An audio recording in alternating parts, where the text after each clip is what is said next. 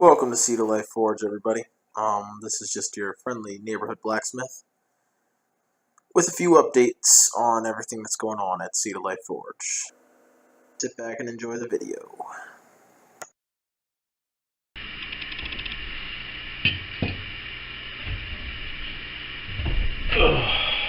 Well, hey everybody, welcome to Seed of Life Forge. This is your blacksmith, Robbie Stein, the Badmouth Blacksmith.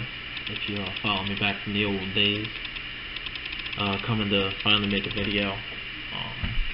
Yes, I've been at the forge. I just haven't really brought my camera out with me or anything. I keep kind of forgetting to bring it out. I was going to start soon bringing it out, forging some out some Damascus knives. I already have the bar Damascus made, but forging out the knives. But obviously something happened. We'll get to that in a minute. But first, so what's been happening with the forge? I have been out forging overall. I mean, it's kind of been sporadic because work's been busy and stuff, but I was able to get about 14 inches of a twisted Damascus bar made up.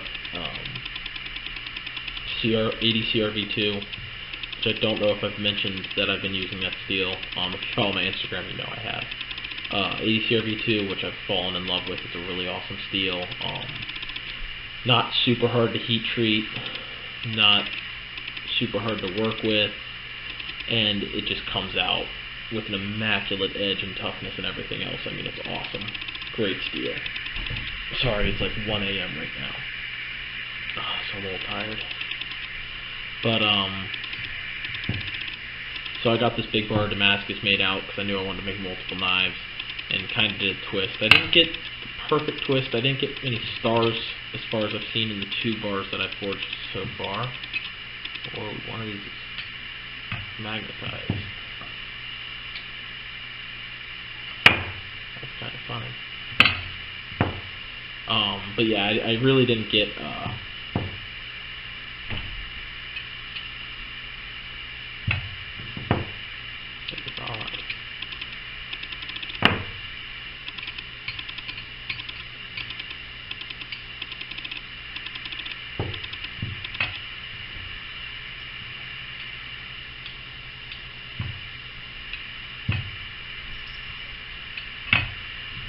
I'll have to check into that.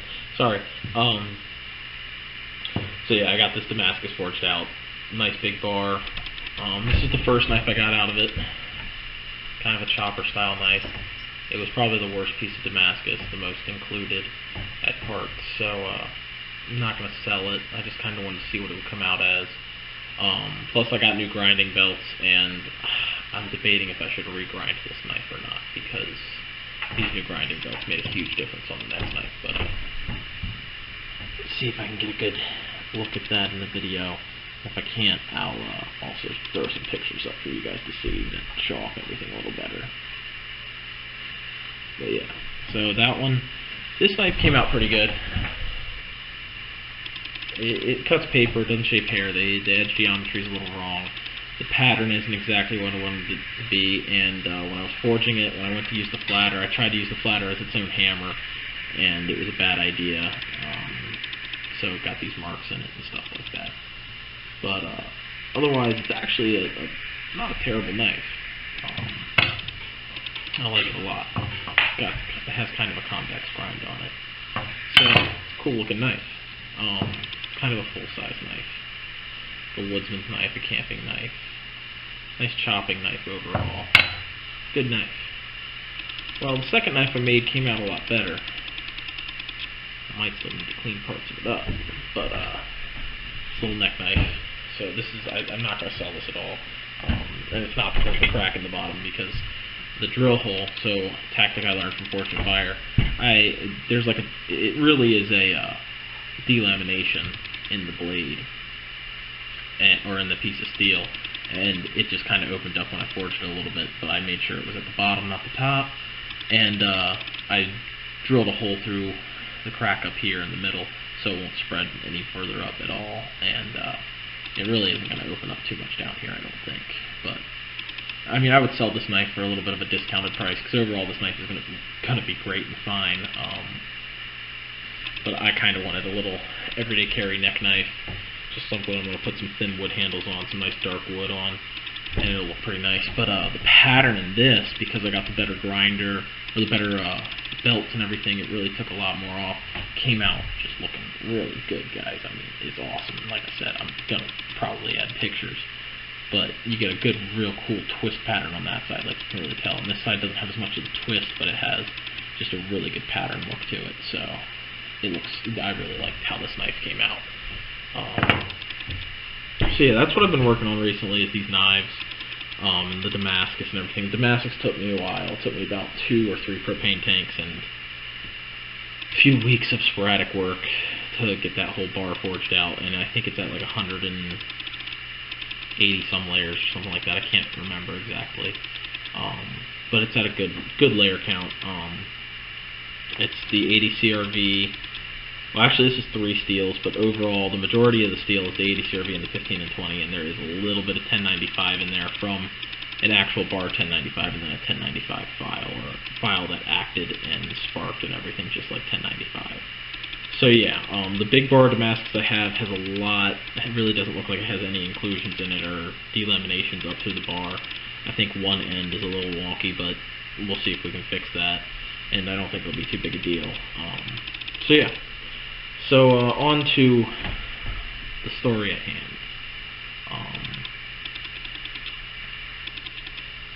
Today is today is now the 8th, but for me it's still the 7th of July. The 6th of July, Thursday, I was working on this knife. I just got it all sharpened up and etched and everything. It was looking good. And I was like, well, I can finish a handle today probably on this knife. It won't take too long. And I had my 2 pieces of wood cut and all that stuff. I had them measured out. I was just kind of thinning one piece out because it was thicker than the other. I was using my planer, and I thinned it out to where I wanted, but I wanted to hit the edge one time because it was kind of messed up. And this is where I'm going to tell you, always use your machinery 100% properly. No questioning, even if it's like, well, this isn't exactly improper, but it's not really the best way or proper way to do it. Doesn't matter. Use the proper way to do it, and you won't have to go through what I went through yesterday. Using the planer, I wanted the wood was like this going across the blade, so it's getting flattened out. Well, then the edge I wanted to get a nicer finish on before I went to the sander. I should have just gone to the sander, but I couldn't use the push block there, so I grabbed it with my fingers and started going across. Well, the planer's a pretty powerful machine. It grabbed the piece of wood and threw it back, and with the momentum, my 3 fingers went straight into the planer. And this was no small, like, handheld planer. This is a table planer. So this is the powerful planer. My fingers went straight into it. It ripped the fingertips off of all 3 fingers, and I'm talking like from the side, not like here, like here. The thumb is the worst. It'll probably be not grow back perfectly right to like this thumb. My middle finger is pretty bad also, but not as bad as the thumb, but it did take some of the nail. And the index finger's the least worst, but it's still pretty bad. It's still cut in pretty deep. Thank God I didn't hit any bones, so there's no major surgery. It's just all about time and healing up. I'll probably be in bandages for a month, from what I understand, and it'll be pretty sensitive after that for a while. And it'll be about 2 months before everything's back to normal. So I put myself on a pretty long recovery pattern, or recovery time, and it sucks. I'm pretty pissed about it, guys, because it means I probably won't get to forge much, and I'm going to try to get in there once this is overall kind of healed up, and I'll probably just start swinging with my left hand, and just happen to learn how to forge with my left hand, which isn't going to be a bad thing, but it means there's going to be a lot more grinder work than there is going to be hammer work, which is upsetting. But kind of this talk I want to have, I mean, everybody who has a hobby where they work with their hands, you're going to get hurt at least once. I mean badly hurt. And it takes that time to kind of make you be a little more cautious. But also being cautious, a lot of people do better work when they're cautious because they take more time. And it sucks in the moment. I mean, I feel kind of useless right now. I can't even go to my normal job and work. So, yeah. But always be careful with your machinery, guys. Use it 100% correctly. This was avoidable, and that's kind of what makes me upset about it. Like I said, everybody has something happen, but use your brain. Think twice or 3 times before you do something, so you don't lose something for just, I mean, I'm going to be okay. Thank God. But sometimes you're not going to be okay if you really mess up. So just use your brains. I know I've even put a comment on a few YouTubers about like, oh, that's not the way you should use that, be careful and stuff like that. I know Cave of Scars, who, go watch his forging videos, he's a pretty good blacksmith. Kind of a beginner like me, but he's been doing it longer. He has a little bit more skill in some stuff. I would say the only thing that hinders him is the last video I saw, he still didn't have a belt sander. But for not having a belt sander, he does amazing knife work, I will say.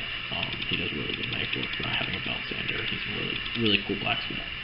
But I remember one video I watched him do, he was hammering on steel with a Hardy cutoff tool still in there. I was like, hey, don't do that. That's a bad idea. You can really get hurt. And some other people joined in and were like, yeah, he's right. Don't do that. So just make sure you research and make sure you're smart about how you work so you don't get hurt, guys. It just sucks. I'll have the second part to my Teardrop Damascus video coming out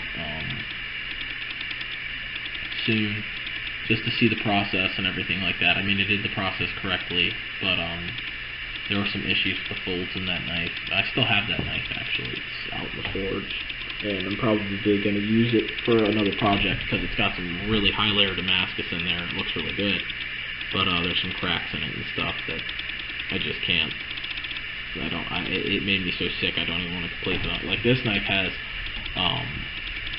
this up here, which is like an inclusion, and it has a few like minor little inclusion lines and stuff like that, but it doesn't really have like a crack anywhere. It has a few inclusions on the side, not far from the blade. That's why I would never sell this knife, but I'll finish this knife because I can use this knife, and there's no major issues with this knife that take away from its ability.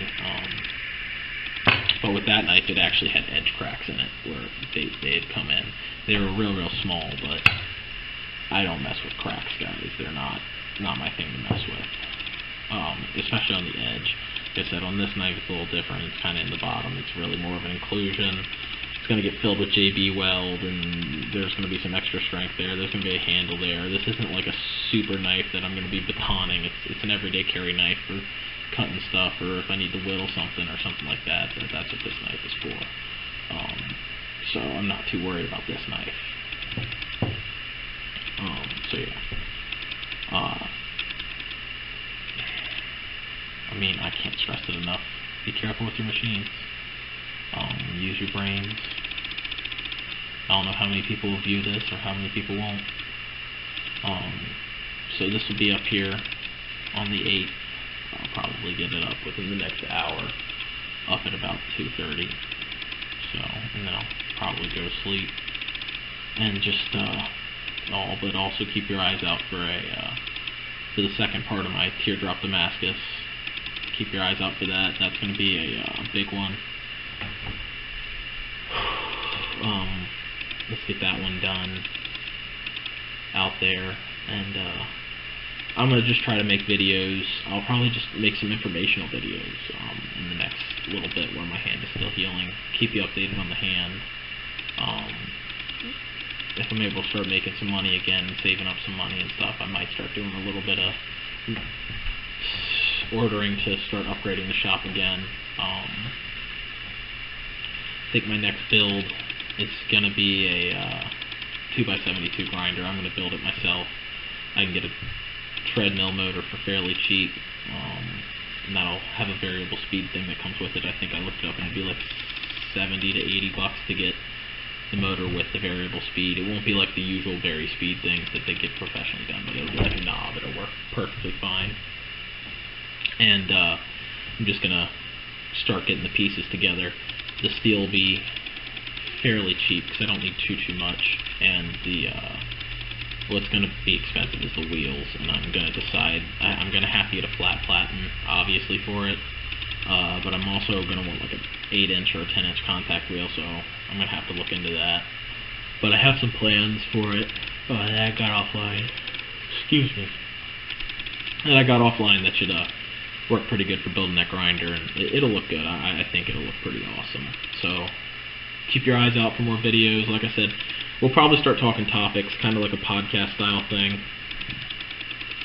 I was actually thinking about podcasts for blacksmithing, and I looked into a few, and there seems to be a few good ones out there, but I actually keep your ears and eyes out for me posting more videos, because one of my videos might actually be about doing a blacksmithing podcast. I might really do one and like to do one, so definitely keep out for that. Keep a lookout for that one, because I've got some ideas about it. Just some cool stuff to talk about, and we'll definitely do some forging stuff. Not me forging, but some forging talks and talking about forging things, and just some certain ideas and stuff that I know how to do, stuff that I informationally know how to do, but might not have done it so far. And we'll talk about it. I want to hear kind of your guys' responses on it, and just kind of get a discussion going while I heal. Wish me luck on healing up quickly so I can get back to the forge and actually begin making videos for you guys, so you guys can see me forging out some of this Damascus. And there's going to be some cool stuff that I really have been wanting to do. Once I can consistently get back to the forge, I have a nice big 14-inch Farrier's rasp that pretty high carbon steel from what my grinder tests told me, and I think it'll come out pretty freaking cool as a big chopper if I do use the full thing as for a knife. So yeah, keep your eyes posted for some of the discussions and stuff. I want to kind of raise questions and give out ideas and stuff like that. I have a few ideas that I want to try, and obviously if I'm out of commission, I would love to see if another blacksmith might try it to see how it comes out. So me and him could be in collaboration, kind of like, hey, well, I can't do anything right now. Could you see how this works out, and just let me know if it comes out cool? Stuff like that. So keep your eyes out. Peace out, y'all. I hope to be back in commission as soon as I can be.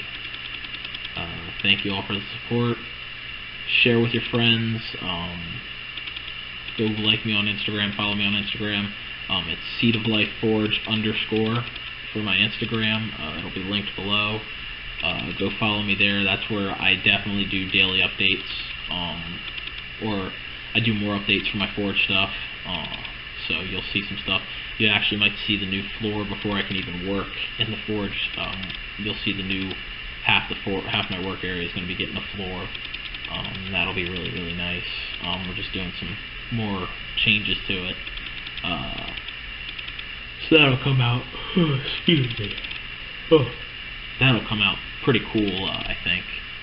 I need a floor on that side. It'll be like the grinder side, not where the forge is, and it'll come out looking nice and working out really well. And then, just like I said, the 2x72, keep your eyes out on that. Follow me on the new Facebook account also. I have a new Facebook page, actually. It's just Seed of Life Forge Facebook page. It's open. I'm going to try to be updating that as much as possible. It's linked to my Instagram also there. But I'm going to try to keep that updated as best I can. Which I just have to get in the habit of. Just like getting in the habit of YouTubing, I got to get back into the habit of just shooting videos. I mean, I have videos that I won't even show because it failed in the end. I tried to make a sword. It failed. So I'm not even going to show the video. I don't have it anymore even. But I just need to get back to wanting to shoot videos every time I go out there and just doing it and seeing things through to finish. We're gonna really try to get into the mood of that. So yeah, Instagram Seed of Life Forge _. Facebook page Seed of Life Forge. Etsy page, look up Seed of Life Forge. I have an Etsy page. Right now I only have one knife for sale up on there. I have a second knife I can put back up. It's the file knife that I made. If anybody wants to take a look at that, contact me on one of those things on Facebook or Instagram or even on YouTube and let me know if you want to look at that. I have my signed dub knife I was commissioned to make, and the guy backed out on it. Kind of a jerk, but that's a really nice knife too. If you just want a small little knife, it's not the perfect replica, but it's a pretty close replica, and it looks just really cool. It has some really cool features on it. That's a good looking knife. If you want to purchase this knife, I'll give it to you for a good price. I'll finish up the handle on it. I'll fix the edge geometry, because I'm going to do that anyway. And I can get you this knife also if you want to buy it. And this knife, if you want a neck knife like it, I'd be glad to make you one. Just let me know. The pattern might not look perfectly the same, but it'll come out looking fairly similar. It'll be from the same bar, Damascus. Just let me know. Or if you want a plain steel neck knife, definitely. I do custom orders, but with custom orders, as of now, my new rule for if you want to do a custom order, I'm going to need a down payment on materials and such, so I don't go make a knife and you go back out of the deal and I don't have money for anything that I just did. Which I think is probably how a lot of blacksmiths do it, so just so you know. But yeah, I've kind of extended this video longer than I wanted to now twice, so yeah, subscribe, comment, keep your eye out. Thank you. This is Seed of Life Forge, Robbie Sign, your blacksmith, aka the Badmouth Blacksmith, signing off.